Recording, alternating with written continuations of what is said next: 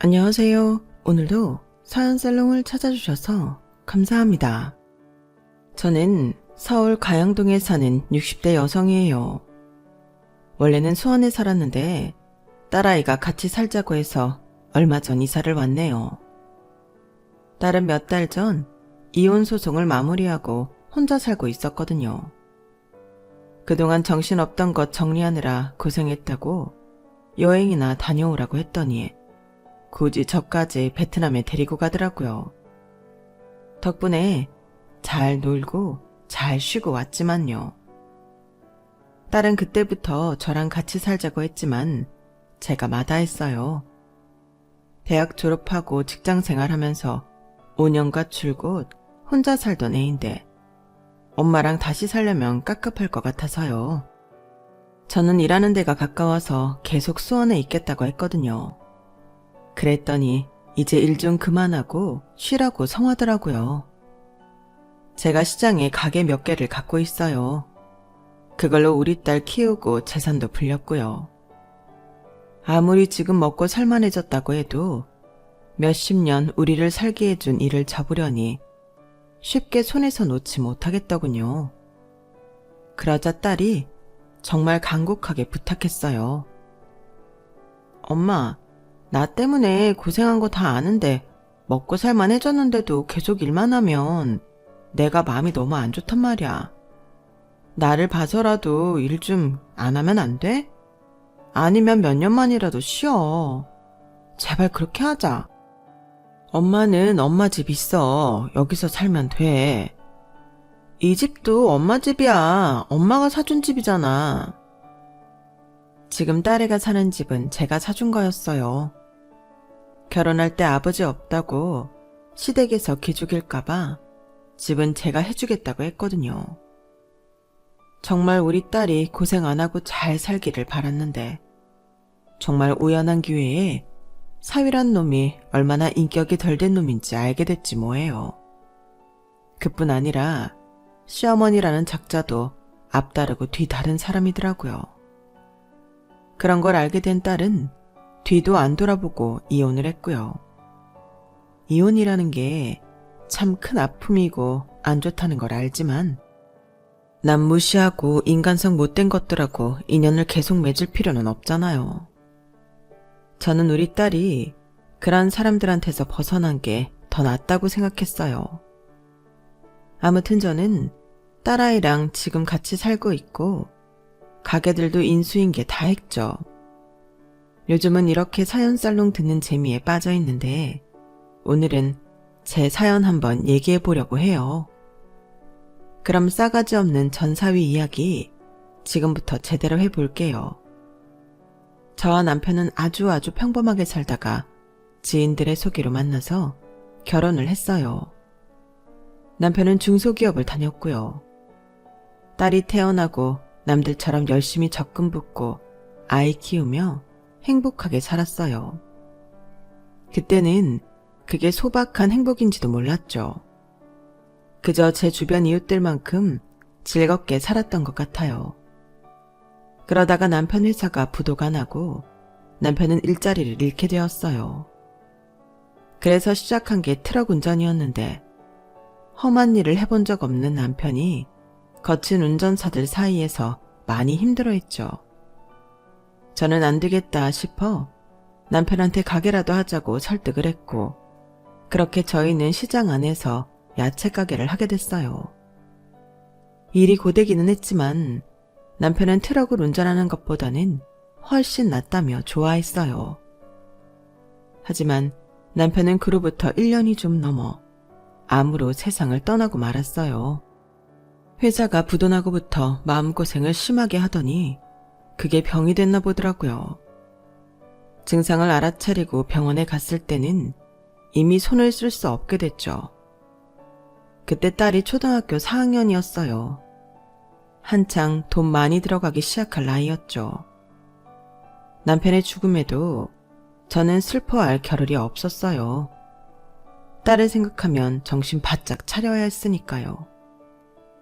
우리 두 식구 먹고 사는 게 온전히 제 손에 달려있다고 생각하니 넋놓고 있을 새가 없었어요. 그때부터는 정말 바쁘게 살았어요. 악착같이 일했다는 게 맞겠네요. 저는 더 좋은 야채를 받으려고 밭을 여러 군데 돌아다니며 주인들과 계약을 했고, 그러다가 밭을 사기까지 했어요. 제가 직접 농사를 지으면 더 좋겠다는 생각이 들더라고요. 물론 제가 일을 할 수는 없으니까 사람을 썼어요. 여러 야채들을 키우면서 모종을 좋은 걸 볼 줄 알게 되었네요. 제가 파는 야채가 싱싱하고 맛도 좋다는 소문이 돌면서 유명한 한식당들과도 계약을 하게 됐어요. 일이 잘 될수록 바빠서 밥을 제대로 먹을 시간도 없었지만 그래도 딸아이한테도 절대 소홀하지 않았어요. 어느 정도 일이 안정된 다음에는 일주일에 2번 도우미 아주머니를 썼는데요. 그래도 아이 먹는 건 늘 제가 직접 챙겼고 학부모 참관 같은 것도 빠지지 않았고 담임하고 상담할 때도 꼬박꼬박 갔어요. 학교에 가서 몰래 본 우리 딸은 정말 밝고 씩씩하게 아이들하고 잘 어울리고 있더군요. 그걸 보니 어찌나 대견하고 기특하던지요. 자식이라는 존재는 부모에게 살아갈 힘을 주고 모든 어려움을 견딜 수 있게 해주는 것 같더라고요. 그렇게 당당한 딸을 보니 더 열심히 살아야겠다는 생각만 들었어요. 제 일이 힘들고 어려울 때도 있었지만 다 지나고 나서 돌이켜보니 그러면서 조금씩 더 좋아지고 있었더라고요. 잠시 힘들다고 전보다 더 어려워졌다고 그때 포기를 했더라면 지금처럼 좋은 날이 오지 않았을 것 같아요. 야채 가게와 야채 농장이 잘 되고 저는 시장 안에 있는 식당 하나랑 제일 큰 과일 도매상을 인수했어요. 식당은 전 주인이 죽으면서 아내가 식당을 못하겠다길래 제가 샀고, 과일집은 주식 투자를 잘못해서 빚을 많이 졌더라고요. 저는 2 가게를 인수하고 시장 안에서는 그래도 제법 사업가다운 모양새를 갖추게 되었네요. 딸은 공부도 야무지게 잘해서 꽤 좋은 대학교 법대를 들어갔어요. 딸이 대학 4년 때 유학을 가고 싶어 하길래 저는 무조건 가라고 했어요. 엄마가 무조건 그렇게 밀어주니 좋긴 좋네. 근데 나 모아놓은 돈 얼마 없어서 못 갈 수도 있어. 네가 돈 걱정을 왜 해? 엄마가 있잖아. 걱정 말고 너 가고 싶은 대로 유학 가. 에이 뭐 미국 대학원이 그렇게 호락호락한가. 거기서 받아줘야 가는 거지. 그리고 대학 졸업하고까지 엄마한테 돈 받아서 쓰고 싶지는 않아. 작년 말부터 유학 가고 싶다는 마음이 생겨서 모으기는 했는데 장학금 받아도 이걸로 될지 고민이 돼서 그런 거지 뭐. 성아야, 엄마가 인생에서 가장 아찔했던 때가 언제인 줄 알아? 아빠 돌아가시고 내가 너 하고 싶은 거 못 해주면 어떡하나. 그렇게 되면 안 되는데 그때였어. 아주 밤에 잠도 안 오더라고. 근데 엄마가 해줄 수 있는데 네가 하고 싶은 걸 안 하겠다고? 그러면 안 되지. 아무리 성인이어도 요즘 같은 세상엔 엄마 도움 받아야 돼. 니들 힘으로 해내기에는 어려운 게 좀 많아? 제발 엄마 말 들어. 알았지? 딸은 기특하게도 2년 동안 장학금을 받고 꽤 좋은 미국 대학원을 가게 됐어요. 그동안 저는 부지런히 딸애를 위해 모은 돈을 보냈죠. 통장이 비어도 기분 좋은 건 이때였네요. 딸아이를 위해서 써주는 거요. 우리 성아는 엄마인 저한테 보답이라도 하듯이 공부 잘하고 국제 변호사 자격증도 따고 대기업의 법무팀에서 일하게 됐어요.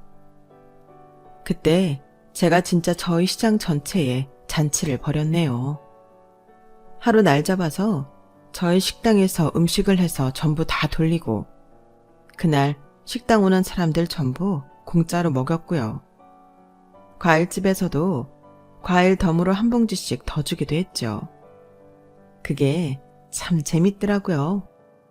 시장 사람들은 딸 잘 둬서 부럽다고 하면서 질투도 했지만 그래도 다들 나쁜 마음 없이 우리 애 위해서 선물도 해주더군요. 거기서 계속 터잡고 장사하며 인심을 얻긴 했나 봐요.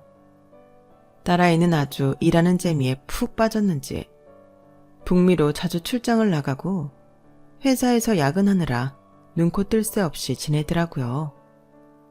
애인은커녕 남자들하고 같이 친구처럼 밥을 먹는 일도 없는 것 같았죠. 그래서 제가 한번 슬쩍 물어봤어요. 성아야, 너 남자친구는 없니? 어떻게 휴일에 남친 만난다고 나가는 것 같지가 않아? 남친? 남사친은 있지. 남자 사람 친구. 엄마, 나 아직 결혼 생각 없어. 근데 남친 사귀는 거는 좀 불편해. 감정 소모가 심할 것 같거든. 내가 남자를 사귄다면 그건 결혼할 사람이야. 그러니까 좀 기다려. 이런 놈도 만나보고 저런 놈도 만나봐야 너한테 잘해주고 평생 속 안 썩일로 말아보는 거야. 그냥 처음 만나서 아, 이놈하고 결혼해야겠다 하고 알 수 있는 게 아니야. 엄마, 인연이면 다 이어지게 되어 있는 거 아니야? 인연이 아니면 살다가도 헤어지는 거고. 나는 그런 거 심각하게 생각 안 할래. 딸 말대로 딸은 인연이 아닌 놈을 만났던 거죠. 그래서 이혼을 한 거고요. 아무튼 그렇게 일에만 파묻혀 살던 딸아이가 34이 되더니 드디어 결혼을 하겠다며 사윗감을 데려오겠다는 거였어요. 그 이야기를 듣고 얼마나 놀랐는지 몰라요. 따로 사니까 서로 평소에 어떻게 사는지 잘 몰랐거든요. 누구를 사귄다는 말도 없다가 갑자기 인사시킬 사람이 있다니 놀랍고 반갑고 아무튼 뭐라 말할 수가 없더라고요. 우리 일단 밖에서 만나자. 민수가 밥 산대. 정식 인사 전이라도 얼른 얼굴 보고 싶다나? 엄마, 우리 회사 어디 있는지 알지? 그 근처에서 만날 거니까 회사 앞으로 와. 아휴, 우리 딸이 웬일이야. 너 정말 마음 먹은 거구나? 잘했다. 일도 좋지만 연애도 하고 즐겁게 살아야지. 네 말대로 정말 결혼할 사람 딱 보여주네. 하여간 우리 딸은 자기 말한 거 실천은 잘한다니까. 저는 오랜만에 서울에 가면서 아무렇게나 하고 가면 딸아이가 창피할까봐 미용실도 다녀오고 옷도 제일 좋은 걸로 꺼내 입었어요. 나름 쫙 빼입고 가니 그나마 괜찮아 보이더라고요. 약속 장소에는 딸만 나와 있었고 한식당으로 가니 사위가 있더군요. 엘리베이터에서 내리는데 저만치 식당 앞에서부터 한 걸음에 와 90도로 인사를 하는데 솔직히 좀 뿌듯했어요. 안녕하십니까 장모님, 박민수라고 합니다. 이렇게 뵙게 되어 너무 기쁘게 생각하고 있습니다. 성아가 누구를 닮아 그렇게 우아하고 고급스러운가 했더니 장모님 닮아서 그렇군요. 너무 고상하고 기품이 있으세요. 아유, 이렇게 만나서 정말 반가워요. 내가 고상하다니 듣기 나쁘지는 않네. 우리 성아 좋게 봐줘서 고맙고. 오늘 저녁은 제가 모시겠습니다. 뭐든지 드시고 싶은 거 맛있게 드세요. 이쪽으로 오세요. 그렇게 저희는 그날 아주 좋은 분위기에서 맛있는 음식을 먹었어요. 딸아이는 사위한테 제가 가게를 몇 개 한다고만 말했더라고요. 저도 그 정도만 알고 있어도 되려니 했어요. 아직 우리 애랑 결혼하자고 완전히 약속이 된 것도 아닌데 속 깊은 이야기할 필요가 없다고 생각했거든요. 저는 몇 년 전 사놓은 건물을 리모델링해서 값을 잘 받고 팔아 그걸로 또 다른 건물도 샀고 시장 건너편에 재개발되는 지역에 사둔 땅값이 올라서 그걸 팔아 서울에도 건물을 사뒀었어요. 사위와 식사를 했을 그 당시에는 며칠 후에 또 다른 건물 계약을 앞두고 있었고요. 왜 중요한 일이 있기 전에는 더 말도 조심하고 신중한 게 좋다고 하잖아요. 저도 그렇게 생각했거든요.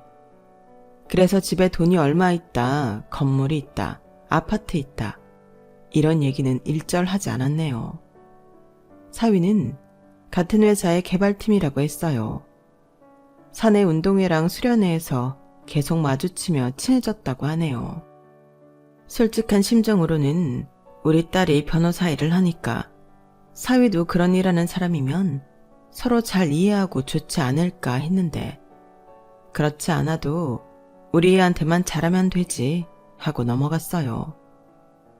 제가 건물주이고 아파트에 땅도 있다는 건 그 후에도 말하려면 말할 수 있었는데, 사위가 딱히 궁금해하지도 않는데 자랑처럼 말하기도 뭐하고 해서 집으로 정식 인사 왔을 때도 그냥 넘어갔어요. 상견례 날이 돼서 딸의 시어머니 자리를 만났을 때는 어째 만만한 여자는 아닐 것 같다는 생각이 들더군요. 그래도 제가 시장이랑 밭에서 많은 사람을 상대하고 많은 일을 겪어봤잖아요. 사람이 좀 경박하다고 해야 하나? 웃으며 아주 사람을 샅샅이 훑어보더라고요. 저도 사실 민수 대학 때 혼자 됐거든요. 사돈 만큼 오랜 세월은 아니어도 혼자 힘든 시간을 보내서 얼마나 애쓰셨을지 알 것 같아요. 그렇지도 않아요. 성화가 알아서 잘해줘서 제가 일하기 편했어요. 사돈은 참 취향이 고상하신 것 같아요. 입는 거며 쓰는 거, 그게 다 명품인데. 가게가 몇 개 있다고 했죠? 어디에 있어요? 네, 경기도 전통시장 안에 있어요. 나름 그 지역에서는 다 유명한 집들이에요.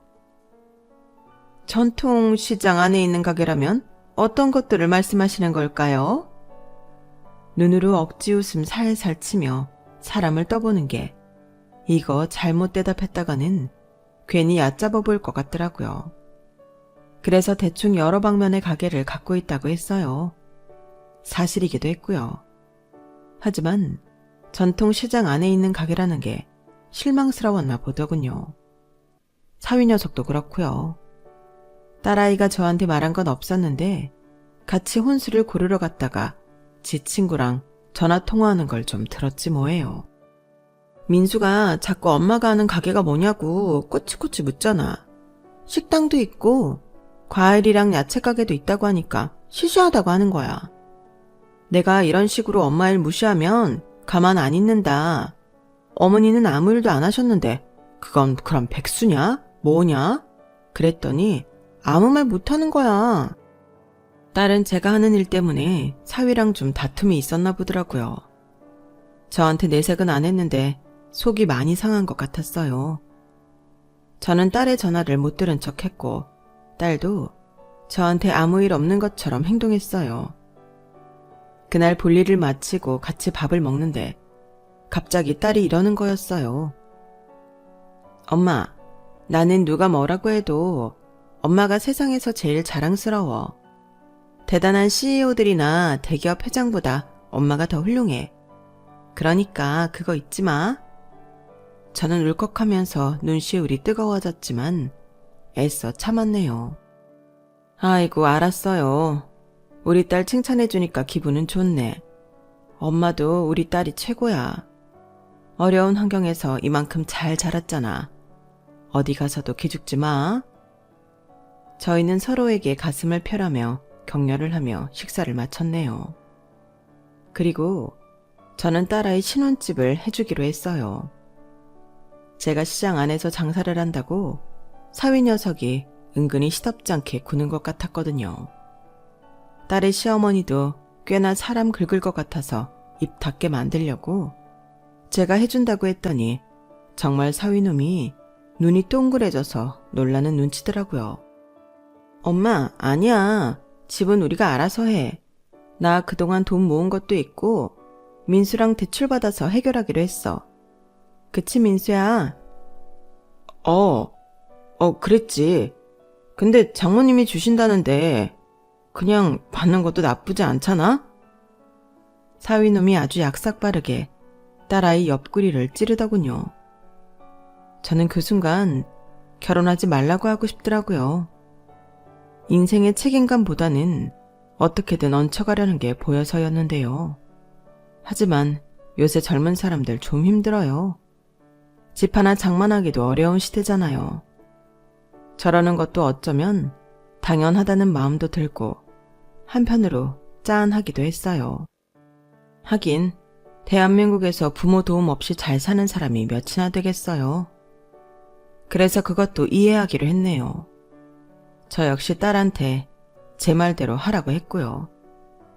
성아야, 그 집값 갚는다고 몇 년을 고생하려고 그래. 기왕이면 빨리 자리 잡는 게 니네도 좋잖아. 엄마가 해줄 수 있으니까 해주는 거야. 네가 잘 살길 바라서 그러는 거니까 엄마 마음 이해한다면 그냥 받아줘. 어? 그제야 딸은 마지못해 알겠다며 너무 미안해 하더라고요. 그도 그럴게 웬만한 건 다 딸애가 장만하고 제가 시어머니 예단은 따로 준비를 해서 최고급으로 보냈거든요. 저는 그게 그 얼굴만 예쁘장하고 입 빨린 소리 잘하는 시어머니한테서 딸을 보호하는 길이라고 생각했어요. 시어머니가 참 마음에 안 들었지만 저는 시어머니랑 크게 부딪히고 살지 않았거든요. 남편이 죽었을 때도 시어머니는 저한테 싫은 소리 한마디 안 하셨고 저한테 애쓴다, 고맙다는 말씀만 하던 분이셨어요. 또 남편이 살아생전에도 그렇게 많은 왕래도 없었기 때문에 어차피 둘이 사는 거, 시어머니 좀 성격 그런 거야 지나가면 되겠지라고 생각했죠. 그렇게 딸의 결혼식이 며칠 앞으로 다가왔을 때였어요. 갑자기 사돈이 저한테 전화를 했더군요. 잘 지내셨죠? 보내주신 예단은 다 너무 잘 받았어요. 성화가 같이 쇼핑을 했다더니 좋은 걸로 잘 고르셨네요. 마음에 드셨다니 다행이네요. 오늘은 무슨 일로 전화하셨어요? 네, 실은 제가 부탁할 게 있어서 그러는데요. 제 의견을 들어주실 수 있으세요? 제가 들어봐야 할 것 같은데요. 무슨 일인지 말씀해 보세요. 그 사돈 쪽 하객들이 그러면 같은 시장에서 일하시는 분들도 꽤 오실 거 아닌가 싶어서요. 저희는 민수 아빠 친척들도 오는데요. 민수 아빠가 그래도 공무원이었고 시가가 참 전통 있고 얌전한 집안이에요. 이게 격이 맞으려나 싶은 걱정이 앞서네요. 괜히 사돈이 손님들 때문에 같이 격 떨어져 보이면 안 되잖아요. 그분들을 안 오셔도 된다고 좀 자제를 시켜주시면 어떨까요? 우리 딸 축하하겠다고 오겠다는 사람들을 제가 어떻게 막나요? 그건 도리가 아니죠. 시장에서 일을 하건 전통 있는 집안이건 먹고 자고 사는 거 다 똑같습니다. 사돈, 그렇게 생각하고 싶지 않으시겠지만 저희 다 벗겨놓으면 똑같지 않습니까? 어머, 벗겨놓는다니 무슨 그런 이상한 말씀을 하시는지 모르겠네요. 사람 위에 사람 있고 사람 아래 사람 있고 이런 거 아니라는 말씀 드리는 겁니다. 저는 제 손님 알아서 받을게요. 그 사람들이 제 격을 떨어뜨릴 사람들도 아니고요. 혹 격이 좀 떨어지면 어떻습니까? 제가 사돈 시가에 잘 보여야 될 이유도 없는데요. 제 말에 사돈은 더 이상 말을 못하고 알겠다며 식장에서 보자고 하고 전화를 끊더군요. 말은 예쁘게 돌려서 하느라 애는 쓰는데 결국 시장 사람들 식장에 못 오게 하라는 거잖아요. 결혼식장에서는 자기가 언제 그랬냐는 듯 아주 환하게 웃으며 아주 끌어안기까지 하는데 이 사람 참 대단하구나 싶었네요. 그래도 우리 성화만 불편하게 하지 않으면 된다고 생각했어요. 그리고 아이들이 신혼여행에서 오기 전 저는 아이들 오면 같이 먹으라고 사돈한테 아주 제일 당도 높고 고우김 과일로만 골라서 바구니를 만들어 보냈어요. 백화점에서도 정말 비싸게 나가는 과일들이었어요. 그런데 배송이 완료되었다는 문자를 받자마자 사돈한테서 전화가 왔더라고요. 어머 사돈, 이게 웬 과일이에요? 세상에, 저 생각해서 보내신 거세요? 애들 오면 같이 드시라고 겸사겸사 보냈어요. 맛있게 드셔주시면 좋겠네요. 네, 그렇죠. 근데 제가 뭐 하나 물어봐도 될까요? 질문해도 괜찮으시겠어요? 이 여자는 꼭 말을 하기 전 저런 식으로 하는데 지가 물어보겠다는데 제가 어떻게 하나요? 무슨 꽤나 상대 배려하는 척 하는데 내용은 전혀 그렇지 않은 게 사람 은근히 성질을 건드리더군요. 말씀하세요. 뭔데 그러세요? 네, 정말 과일 받아서 기분은 좋은데 이 과일 사돈 시장에 있는 거 보내신 거 아니죠? 보니까 이게 백화점 라벨은 없어서요. 그래서 물어보는 거예요. 애들하고 먹는 건 상관없을 수 있겠지만 과일을 많이 보내셨는데 혹시라도 손님 오면 내놔도 부끄럽지 않을 물건인가 해서 말이죠.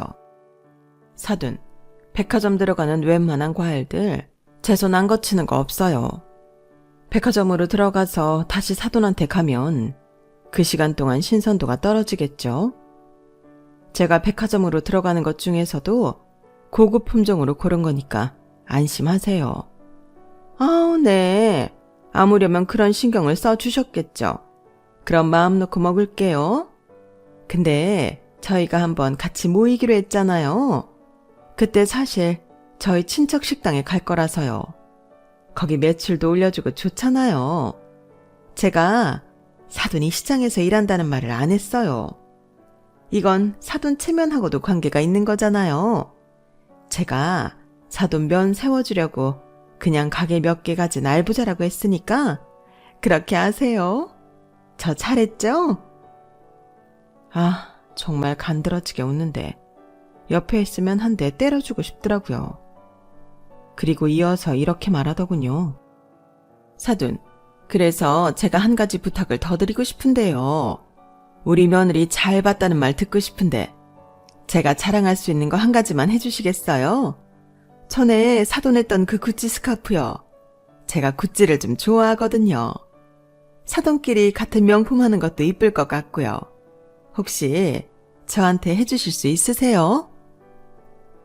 그게 우리 성아 며느리 잘 들였다는 말을 들을지는 모르겠네요. 그래도 사돈이 원하신다면 제가 못해드릴 건 없죠. 저는 사돈이 이렇게 화통하고 시원시원하신 분이라는 거 진작 알아봤죠. 자기 위신이 어떻게 되든 상관 안 하고 오는 하객들도 다 받는 분이잖아요. 그럼 미리 감사드리고요. 저희는 그날 만나요. 저 들어갈게요. 이렇게 얌전한 척 예의 바른 척 사람 계속 매기는 거 알기는 했어도 아무 말 하지 않은 건 다 우리 성화를 위해서였어요. 딸내미 괜히 저런 얄미운 시어머니한테 열받는 일 생기면 뭐가 좋겠어요. 근데 저런 여자는 몇 번 좋은 거 해주면 별말은 안 하겠다 싶어 제가 좀 감수하고 넘어가면 되지 했죠. 근데 진짜 그 어머니의 그 아들이라고 사위도 저런 데가 있더라고요. 그렇게 구찌 스카프를 사돈한테 해다 바치고 모임을 잘 마치고 났는데 저를 차로 데려다 준다길래 사위랑 딸아이와 함께 후련한 마음으로 집에 오는 길이었어요. 갑자기 딸애는 회사 법무팀 일이 생겨서 중간에 내려 회사를 갔고 사위가 저를 태우고 가는데 이러더라고요. 장모님, 참 센스 있으세요. 그래도 성화 입장 생각해서 시장에 가게 있다고 안 하셨잖아요. 정말 잘하신 거예요. 저나 엄마도 좀 그렇고요. 오늘 엄마한테 스카프도 참 잘하신 것 같아요.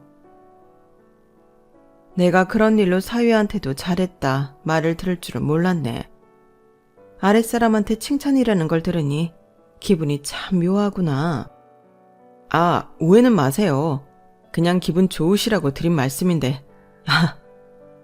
그건 그렇고요. 제 친구들도 제가 처가 가게 있다고 하니까 무슨 덕을 보나 궁금해하더라고요. 지난번 결혼할 때 예물로 해주신 시계도 너무 잘 받았는데요. 친구들하고 모임 자리 있을 때 성화랑 커플로 명품 구두 신고 싶거든요. 성화는 그 구두가 있는데 저는 없어서요. 성화한테 사달라기는 좀 그렇고요. 제 월급이 성화만큼 많지는 않았어요. 그래? 알았네. 그럼 그 구두는 내가 해주지. 아유, 장모님, 정말 감사합니다. 잘 받겠습니다. 이 모자가 쌍으로 저를 호구로 보는 것 같기는 했지만 일단 어디까지 가나 두고 보기로 했어요. 그리고 저 하나 바보 되면 어떻습니까? 우리 딸한테만 잘하고 딸이 잘 살면 되는걸요. 저는 그거 하나 바라고 참았네요. 사돈은 그 후로도 저한테 부탁 하나만 들어주실 수 있느냐고 아주 교양 있는 척 말하면서 잘도 명품 사달라고 했고요. 네, 저는 사줬어요. 그게 뭐 어려워요. 제 딸한테만 잘하면 되니까요. 그렇게 딸아이가 결혼하고 4개월이 좀 더 됐을 때였어요. 이미 저는 시장에 매일 나가지는 않고 있었고 새벽에 나가 물건 받는 거 체크하고 직원들 일 잘하나 둘러본 다음에 밤에 나가서 정리하는 거 보고 그날 매출 확인하는 게 다였거든요. 그날따라 제가 저녁쯤에 시장을 나가게 됐는데요.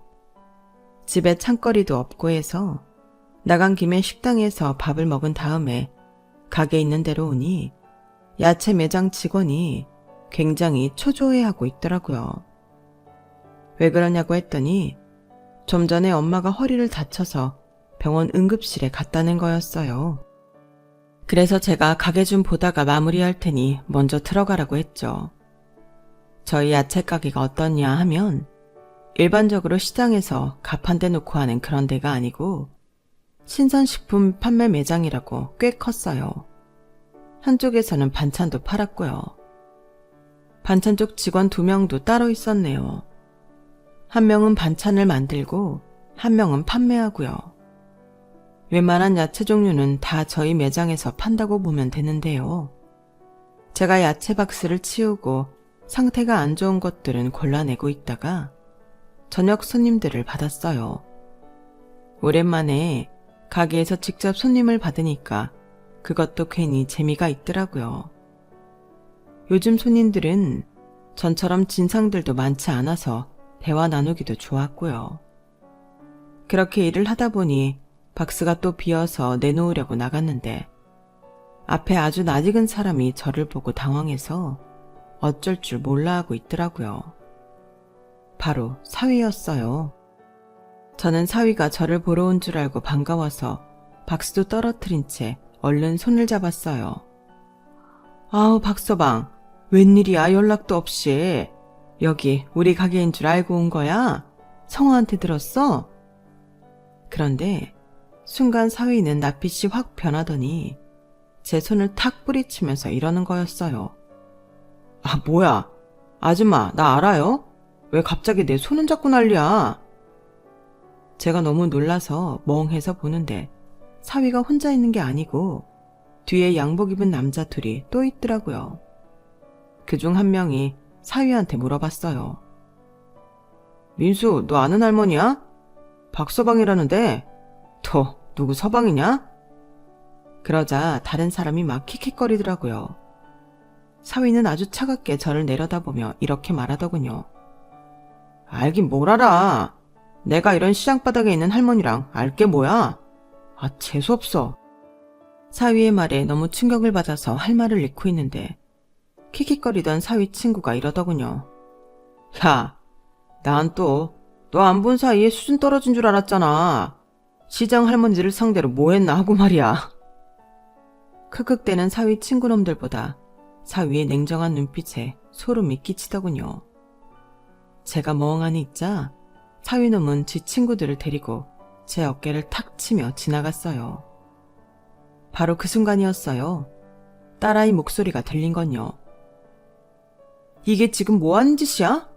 박민수, 너 우리 엄마한테 뭐 한 거야? 어? 딸의 매서운 소리에 저는 얼른 고개를 들었어요.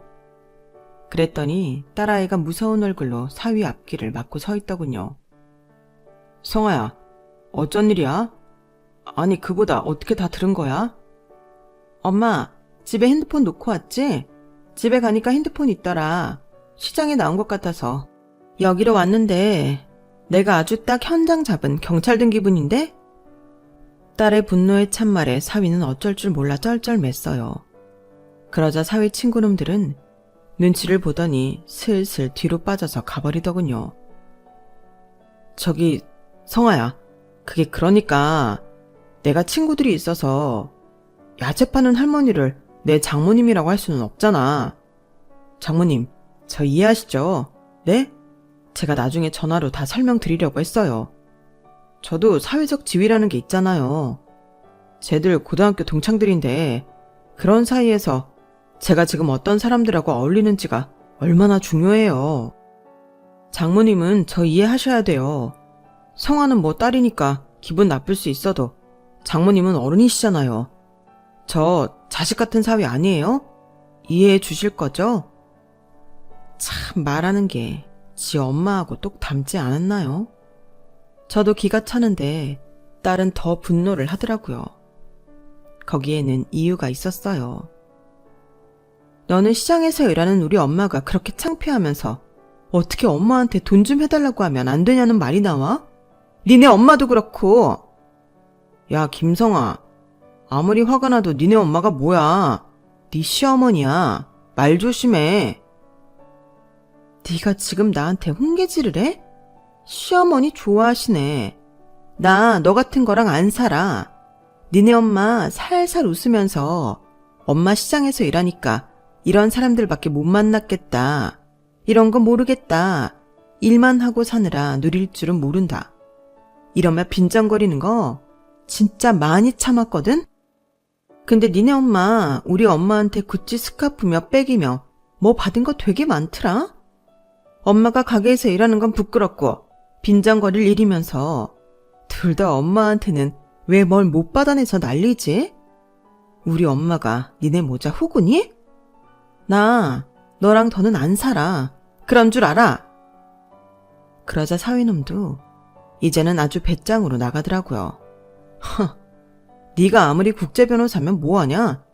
우리 회사 법무팀이면 뭐하냐고. 집안이 볼 거 하나 없는데. 그래, 이혼해. 이혼하면 누가 더 손해인데 그래?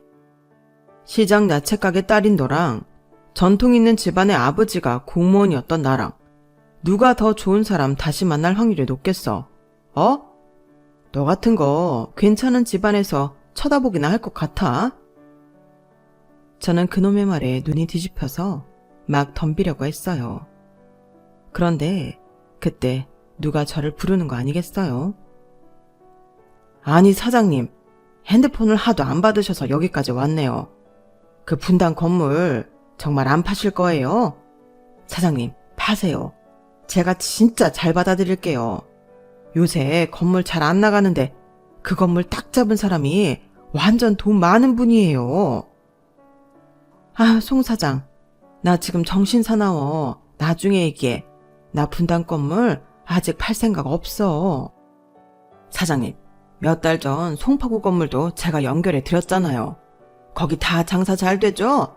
한의원에 약국에 카페에 IT 사무실에 내가 진짜 알짜 연결해 드린 거라니까. 이번에도 후회 안 하세요. 걱정 말고 맡기시라니까요. 그 말에 사위놈이 갑자기 안색이 변했어요. 저기 사장님, 그러니까 지금 저희 장모님한테 분당에 건물이 있다는 거예요? 그래요? 그 건물이 얼마나 커요? 아, 사위뿐인가 보네. 사위인데 몰랐어요. 이분 건물주잖아요. 그것도 건물 3채나 갖고 있어요. 여기 시장에서도 제일 장사 잘 되는 가게만 쏙쏙 갖고 계시고 아파트도 있고 물론 사는 곳 말고요. 송 사장, 쓸데없는 말 하지 마. 그런 말 들을 놈 아니야. 이만 가고 내가 연락할게. 네, 송 사장 말 긍정적으로 생각해 볼 테니까 일단 가라고.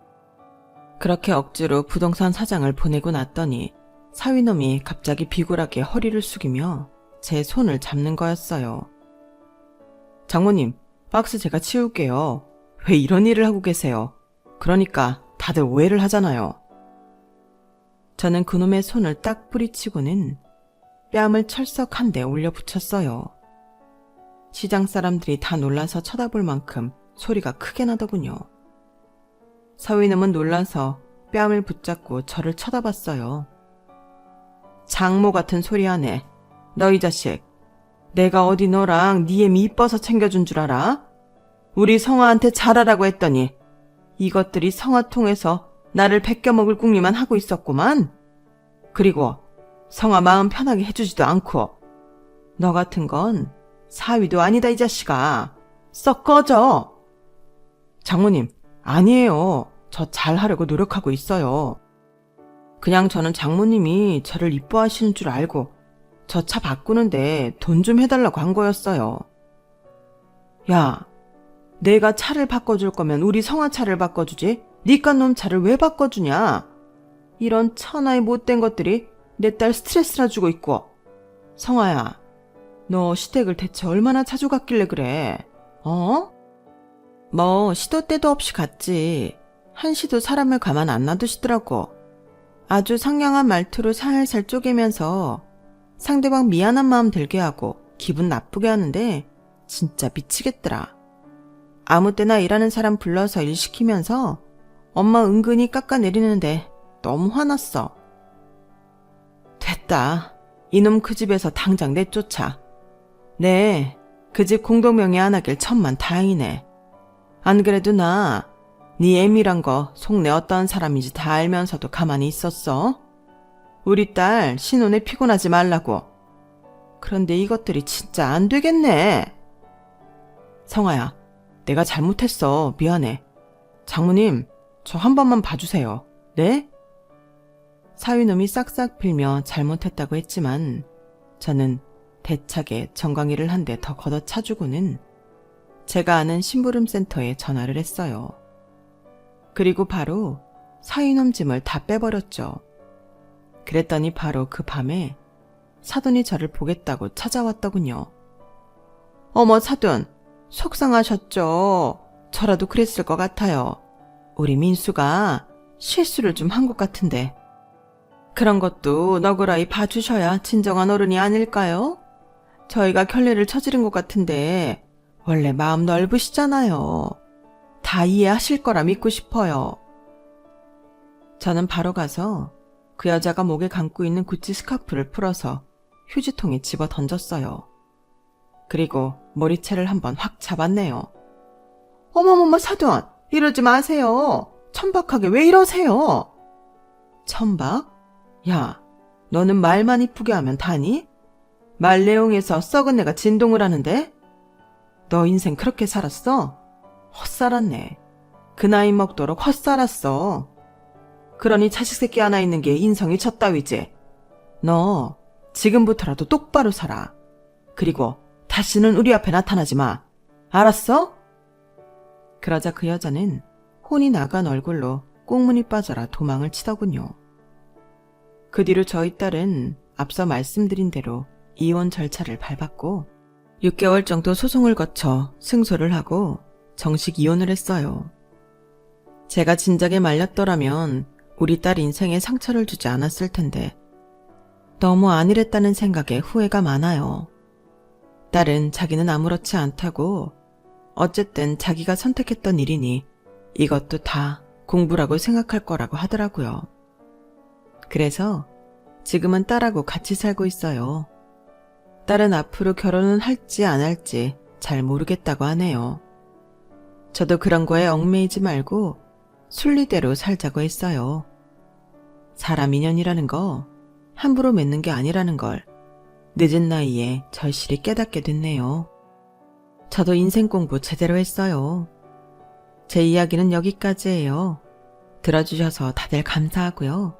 모두 행복하세요. 여러분, 사연 댓글에 응원과 현명한 조언 부탁드려요.